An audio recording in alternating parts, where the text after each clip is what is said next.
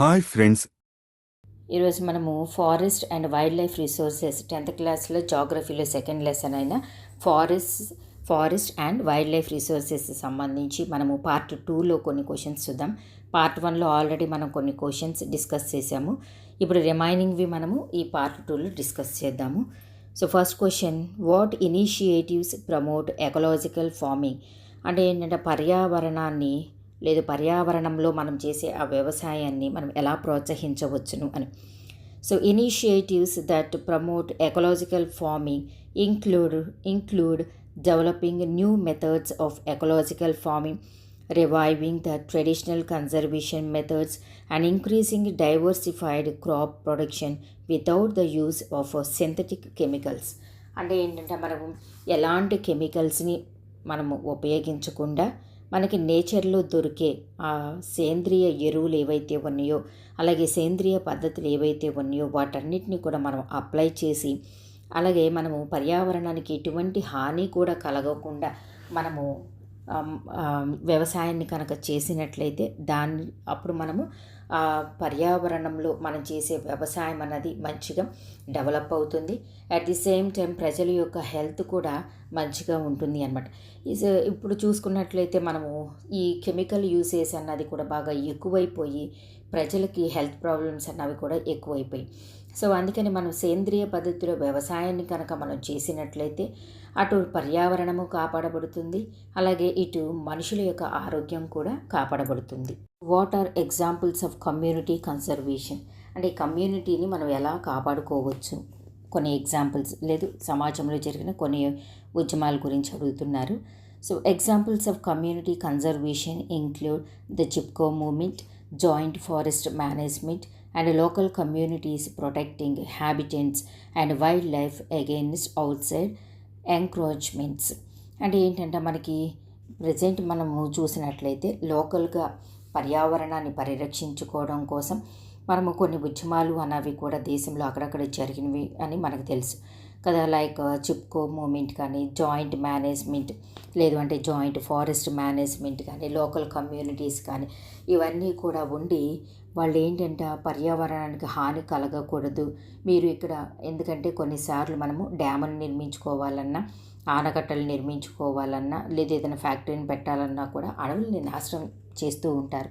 So ఇలాంటిదంతా కూడా జరగకుండా మనము చేసే ఉద్యమాన్ని మనం ఏంటంటే పర్యావరణ ఉద్యమము అని పిలుస్తూ ఉంటాం కదా. సో ఈ చిప్కో మూమెంట్ కానీ, జాయింట్ ఫారెస్ట్ మేనేజ్మెంట్ కానీ ఇవన్నీ కూడా దానికి ఎగ్జాంపుల్స్ అనమాట. సో అందుకని దానివల్ల ఏంటంటే పర్యావరణాన్ని కాపాడుకోవచ్చు, అట్ ది సేమ్ టైం వైల్డ్ లైఫ్ను కూడా మనము కన్జర్వ్ చేసుకోవచ్చు అని. What are vulnerable species? Give 4 examples. అంటే ఏంటంటే ప్రమాదకర స్థితిలో ఉన్న జాతులు ఏవి, కొన్ని అంటే 4 ఎగ్జాంపుల్స్ అడుగుతున్నారు మనల్ని.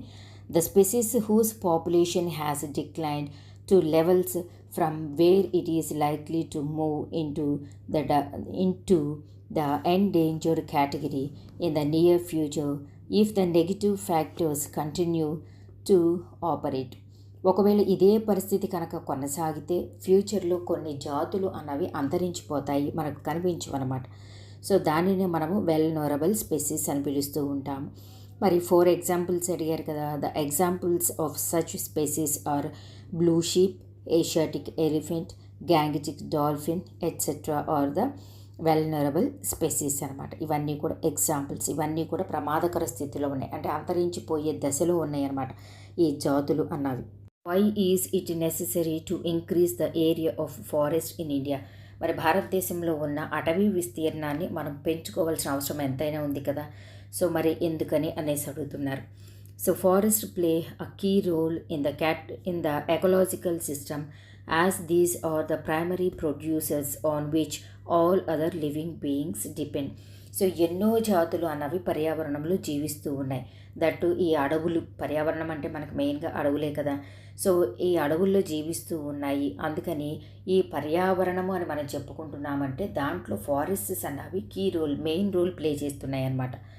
So next, many forest dependent communities directly depend on them for food, అలాగే drink, medicine, culture, spirituality etcetera.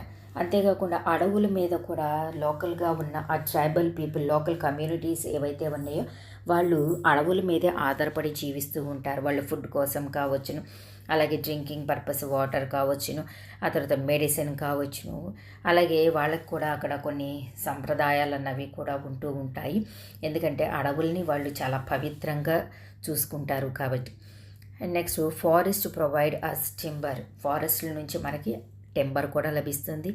అలాగే forests also provide bamboo, wood for fuel, grass, అలాగే charcoal, fruits, flowers etcetera. So అడవుల నుంచి కూడా మనకి చాలా రకాలైన ప్రోడక్ట్స్, రిసోర్సెస్ అనేవి లభిస్తూ ఉంటాయి కాబట్టి మనకి బ్యాంబూ కానీ, వుడ్ కానీ, అలాగే ఫ్రూట్స్ కానీ, ఫ్లవర్స్ కానీ, హనీ కానీ ఇలాంటివన్నీ చాలా కూడా మనం చెప్పొచ్చు కదా. సో అయితే మనకు కంపల్సరీగా అటవీ విస్తీర్ణం అన్నది పెంచుకోవాల్సిన అవసరం ఎంతైనా ఉంది భారతదేశంలో. What do you understand by the project tiger? When was it launched? Right it's objective. ఈ ప్రాజెక్ట్ టైగర్ అనే ప్రోగ్రామ్ని ఎప్పుడు లాంచ్ చేయటం జరిగింది, అసలు ఆ ప్రాజెక్ట్ టైగర్ అంటే ఏంటి, సో దానికి సంబంధించి మనల్ని ఫుల్గా ఇన్ఫర్మేషన్ అడుగుతున్నారు.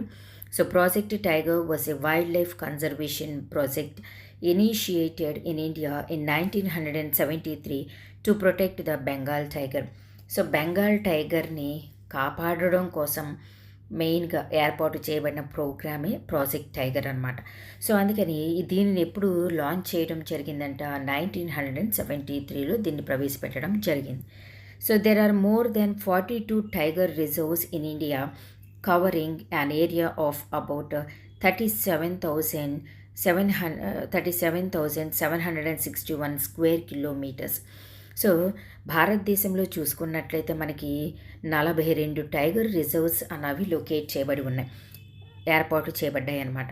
సో అంతేకాకుండా ఈ 42 టైగర్ రిజర్వ్స్ కోసము ఎంత ఏరియాని వీటి కోసం కేటాయించడం జరిగింది అంటే 37,761 స్క్వేర్ కిలోమీటర్స్ని కేటాయించడం జరిగింది. The project AIIMS at ensuring available population of Bengal tigers in their natural habitats, protecting them from extinction and preserving areas of biological importance as a natural heritage forever represented as close as possible the diversity of ecosystems across the tigers distribution in the country.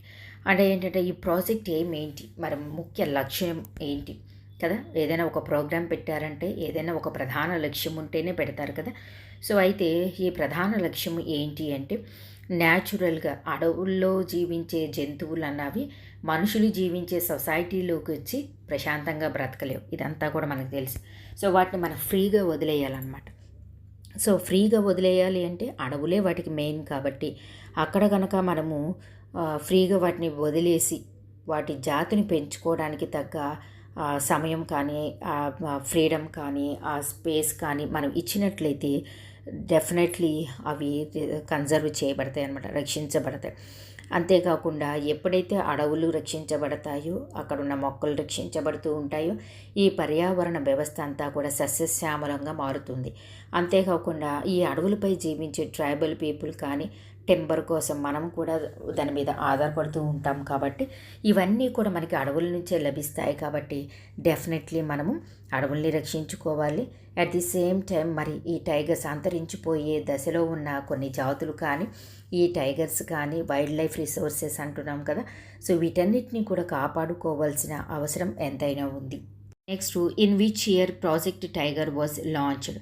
ఈ project tiger అనే ప్రోగ్రామ్ని మరి ఎప్పుడు launch చేయడం జరిగింది అంటున్నారు. Project tiger was launched in 1973, అంటే 1973వ సంవత్సరంలో ఈ ప్రాజెక్ట్ టైగర్ని లాంచ్ చేయడం జరిగింది. What major factor led to realize the authorities about dwindling population in 1973? అంటే ఏంటంట 1973లో మరి కొన్ని కారణాలు ఉన్నాయంట. ఏం కారణాలు? రియలైజ్ ద అథారిటీస్ అబౌట్ డ్వింక్లింగ్ అంటే మనకి కుంగిపోవు అనే మీనింగ్ వస్తుంది. అయితే మరి కొన్ని జాతులు అన్నవి అంతరించిపోతున్నాయి కాబట్టి అవి ఆందోళన కలిగించే అంశాలు కాబట్టి వాటి కోసము 1973లో మరి ప్రభుత్వం ఏం చేసింది అనేసి అడుగుతున్నారు. సో 1973లో అంటే in 1973 dwindling tiger population from 55,000 to 1,827 made them realize. So ఎప్పుడైతే కనుక 1973లో మనకి ప్రాజెక్ట్ టైగర్ వచ్చింది కదా, అది రావడానికి కారణం ఏంటంటే, మనకి ఆ ప్రాజెక్ట్ టైగర్ని తీసుకురావడానికి గల కారణం ఏంటంటే, అప్పుడు దాకా టైగర్స్ ఏవైతే ఉన్నాయో వాటి యొక్క పాపులేషన్ అన్నది 55,000 వరకు ఉంది. కానీ ఆ 55,000 55,000 నుంచి 1,827కి తగ్గిపోయిందంట వాటి యొక్క నంబర్. మరి ఇది చాలా భయాందోళన కలిగించేది కదా. ఆ విషయం విని ఎందుకు టైగర్స్ యొక్క నంబర్ తగ్గిపోతుంది, దీనికోసం మనం ఏం చేయాలి, వాటిని రక్షించాలి అన్న ఉద్దేశంతో ఈ ప్రాజెక్ట్ టైగర్ని 1973లో లాంచ్ చేయడం జరిగింది. Major threats to the tiger population. మరి ఈ టైగర్స్ యొక్క పులుల యొక్క సంఖ్య అన్నది పెరగకుండా ఎందుకు కారణమవుతుంది, వాటికున్న థ్రెట్ ఏంటి అనేసి అడుగుతున్నారు. So the major threats are poaching for trade. అంటే పులుల్ని ఏం చేస్తున్నారంటే అక్కడ దొంగతనంగా పట్టుకొని, ఈ అడవుల్లో ఆ పులుల్ని దొంగతనంగా పట్టుకొని వాటిని వేటాడి అమ్మేస్తున్నారన్నమాట, వ్యాపారం చేస్తూ ఉంటాం. Next స్వింకింగ్ habitat. సో అంటే ఏంటంటే ఒక విధమైన హ్యాబిట్ తోటి వాటన్నిటిని కూడా వేటాడడం అన్నది కూడా జరుగుతుంది. అలాగే depletion of pray base species. అంతేకాకుండా ఇంకా ఏం జరుగుతుందంట, వాటి యొక్క నంబర్ అన్నది మనకి స్పెషల్గా కొన్ని జాతులు ఉన్నాయి అనుకున్నాం కదా. సో వాటి యొక్క నంబర్ అన్నది ఇంక్రీజ్ అవ్వకుండా వాటి యొక్క నంబర్ తగ్గిపోతుందంట. అంటే ఇక్కడ మనకి ఈ టైగర్స్ యొక్క నంబర్ అన్నది 55,000 నుంచి 1,827కి తగ్గిపోయింది అనుకున్నాం కదా. అంటే ఏంటంటే వాటి యొక్క నంబర్ అన్నది తగ్గిపోతుంది అనే కదా. సో ఇది కూడా ఒక కారణం. అలాగే ఎందుకు తగ్గిపోతుంది, అక్కడ వేటాడడం జరుగుతుంది, అలాగే కొన్నిటిని చంపేయటం జరుగుతుంది, వాటి యొక్క చర్మం కోసం కావచ్చును, గోళ్ళ కోసం కావచ్చును, ఏది ఏమైనా కూడా వేటాడటం అన్నది జరుగుతుంది అని. Next growing human population. అంతేకాకుండా మరొక పక్క ప్రజలన్న వాళ్ళ యొక్క నంబర్ పెరిగిపోతుంది, అంటే పాపులేషన్ పెరిగిపోతుంది. మరి పాపులేషన్ పెరిగిపోయినప్పుడు అడవులపై ఆధారపడి జీవించే వాళ్ళ యొక్క సంఖ్య కూడా పెరిగిపోతుంది కదా. ఎందుకని అడవుల్లో నుంచి మనకి చాలా రకాలైన రిసోర్సెస్ అన్నవి లభిస్తూ ఉంటాయి, ప్రొడక్ట్స్ అన్నవి లభిస్తూ ఉంటాయి. కాబట్టి సో ఈ పెరిగిపోతున్న జనాభాకి అనుగుణంగా మనకి ఆహారపు అలవాట్లు కావచ్చును, లేదు అంటే ఇవన్నీ మార్పు జరుగుతుంది. కాబట్టి వాళ్ళ యొక్క ఆహార ఉత్పత్తి కూడా సరిగ్గా లేనప్పుడు కూడా వాళ్ళు అడవులపై ఆధారపడి జీవిస్తూ ఉంటారు. సో ఇవన్నీ కూడా మేజర్ థ్రెట్స్ అన్నమాట, ఈ టైగర్ యొక్క పాపులేషన్ అన్నది పెరగకుండా ఉండడానికి గల కారణాలు ఇవన్నీ కూడా. Name one of the key wild life species in the faunal web. అంటే జంతు జాతికి సంబంధించి మనకి ఒక్కటి రాయమంటున్నారు. ఏంటి, వైల్డ్ లైఫ్ స్పెసీస్కి సంబంధించిన కీ అంటే మెయిన్గా ఉన్న ఆ జంతువు ఏంటి అనేసి అడుగుతున్నారు. Answer tiger. సో మెయిన్గా మనకి టైగర్స్కి సంబంధించి మనం రక్షించుకోవాల్సిన అవసరం ఉంది. కాబట్టి ఈ టైగర్స్ కన్జర్వేషన్ ఇదిలో మనకి చాలా రకాలైన ప్రాజెక్ట్స్ అన్నవి రావడం జరిగింది. Name any 2 movements which were launched by local communities for the protection of forest and wild life. ఈ అడవుల్ని కానీ వైల్డ్ లైఫ్ని కానీ రక్షించడం కోసం వాళ్ళు చేసిన ఉద్యమాలు ఏవి అని చెప్పేసి అడుగుతున్నారు. లోకల్ కమ్యూనిటీస్ చేసిన ఉద్యమాలు ఏంటి అని. So Chipko movement and Beej Bachao Andolan, ఈ రెండు కూడా మనకి ఈ పర్యావరణాన్ని కానీ అడవులను కానీ జంతు జాతిని కానీ ఈ వైల్డ్ లైఫ్ని కానీ రక్షించడం కోసం జరిగిన ఉద్యమాలు. Each method of farming was promoted by Chipko moment.